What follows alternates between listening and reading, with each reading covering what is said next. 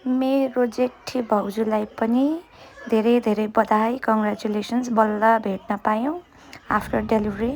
अहिलेसम्म चाहिँ किनभने अब जति पनि पीडा थियो होइन, त्यो सेयर गर्न मिलेको थिएन नि त। भाउजू एक्लैले यत्रो महिनासम्म गरिरहेको थियो नि त। अब नानी जन्मिसकेपछि चाहिँ सेयर्ड भयो। अब चाहिँ सबैले कन्ट्रिब्युट गर्न पाइन्छ होइन।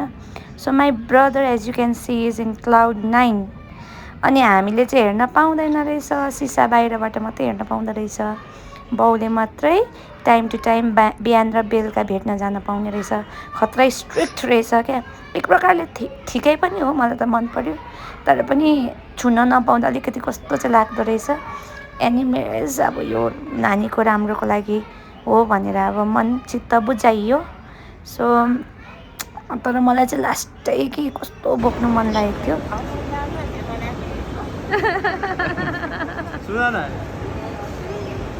आज चाहिँ हाम्रो मलाई के भएको भन्दा चाहिँ फेरि भदैनी मात्रै भन्नु आउँदो रहेछ। आज चाहिँ मेरो भदायो भन्छ नि उता त, एकदम आधी दिनको भएको छ।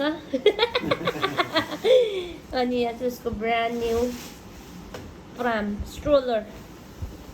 अनि यो चाहिँ कम्बो सेटमा पनि आउँदो रहेछ। यो चाहिँ के भन्छ अरे दादा यसलाई? कार सिट प्लस के भन्छ अरे?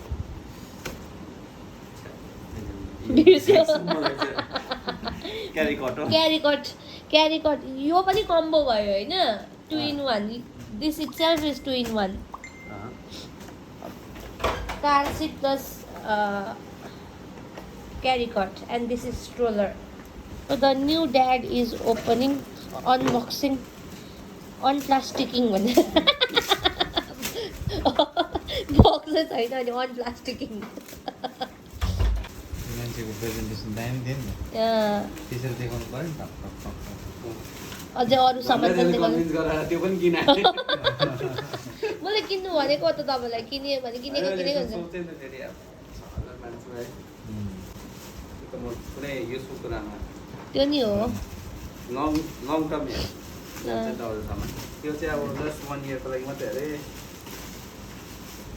त्यो चाहिँ अब पापाले भनेको जस्तो निड्स र वान्ट्स क्या। आयो कडा वाउ क्यारीकट भन्छ अरे यसलाई चाहिँ। होस् मैले चाहिँ देखेको थिएँ, तर के भन्दो रहेछ कार सिट भन्छ भनेर चाहिँ थाहा थियो। यो त मस्ट हो नि हौ गाडी हुनेहरूलाई। नाइस।